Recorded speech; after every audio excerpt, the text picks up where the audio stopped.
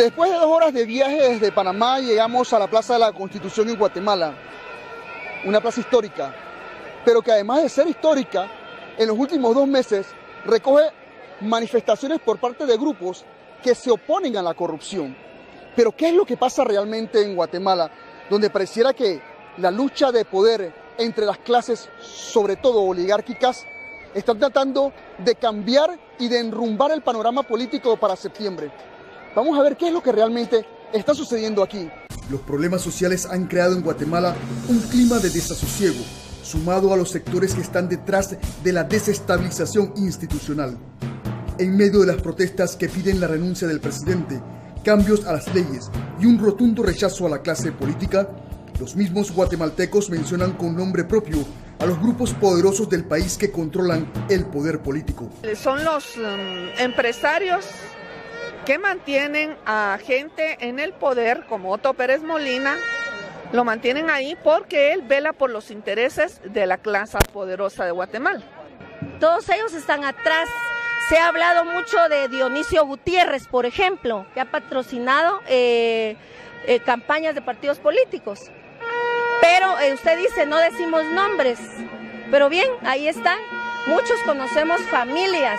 Los verdaderos dueños de este país son esas familias poderosas. Las grandes familias en Guatemala tienen una influencia directa en el poder político, judicial y legislativo. Un fenómeno que parece ser el común denominador de nuestras naciones latinoamericanas. Familias enteras, con patrimonios y monopolios en los negocios de alimentos, inmobiliarias y demás, determinan el rumbo del país, influyendo en cada gobierno que se instala en Guatemala.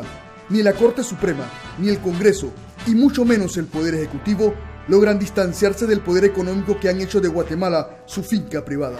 El expresidente Jorge Serrano Elías apunta con el dedo índice a Dionisio Gutiérrez, un personaje que pertenece a una de las familias más acaudaladas de Guatemala, y en su libro, Serrano Elías relata el poder que tiene Gutiérrez en los negocios con el Estado. Cuenta cómo los grupos de élite, los grupos del poder en Guatemala, han manipulado y definido la historia a su sabor y antojo. Lo que tenemos en nuestra tierra es una guerra de mafias en contra del pueblo. Mafias políticas que luchan por mantener el monopolio del poder para seguir siendo forajidos de la decencia y prófugos de la dignidad. La democracia es mucho más que tener elecciones cada 4 años. Unas elecciones en las que, en nuestro caso, aparentemente gana quien más votos obtiene.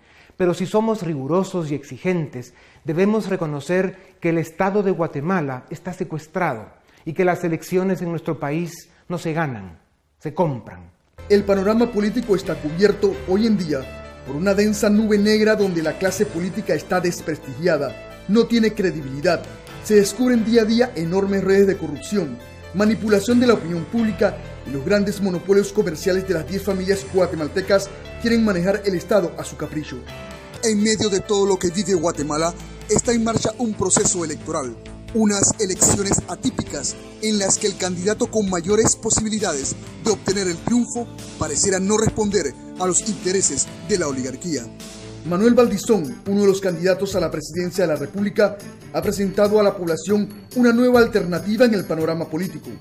El apoyo recibido de la clase más pobre del país lo sitúa a la cabeza de las encuestas de opinión pública, con programas sociales que lo acercan directamente a la clase más necesitada de Guatemala. Yo quiero ser su candidato para tener una economía que le pertenezca a todos los guatemaltecos y guatemaltecas. Una economía que le sirva al campesino, que le sirva al obrero, que le sirva a la mujer del campo, que le sirva al maestro, que le sirva al salubrista. Una economía que esté al servicio del pueblo y no una economía que esté a favor de unas cuantas familias de Guatemala. Hoy quiero decirle a esos que no les tengo miedo, que ya pusieron su presidente y le resultó ratero. Hoy le toca al pueblo gobernar. Valdizón no ha escapado a los ataques, se han orquestado y financiado protestas en su contra e inclusive utilizando su propio eslogan de campaña de "le toca al pueblo gobernar". Y es que las familias poderosas de Guatemala están acostumbradas a financiar campañas políticas una situación muy típica en las naciones de América Latina. Los financiamientos no son gratis, y harto está demostrado cómo los poderosos logran incrustarse en los gobiernos después de las elecciones para cobrar los favores dados en las campañas, consiguiendo exoneraciones de impuestos, protección monopolísticas a sus empresas, contratos con el Estado por sumas millonarias y muchos favores más. Romper esa cadena de desigualdades es el reto que ha de enfrentar el próximo presidente de Guatemala. Nos vamos de Guatemala conociendo la realidad que vive esta nación centroamericana, los mismos problemas que sufre el resto de Latinoamérica. Corrupción, mala distribución de la riqueza, en fin, problemas que nos agobian a diario, mientras la sociedad pide a gritos salir de estos males.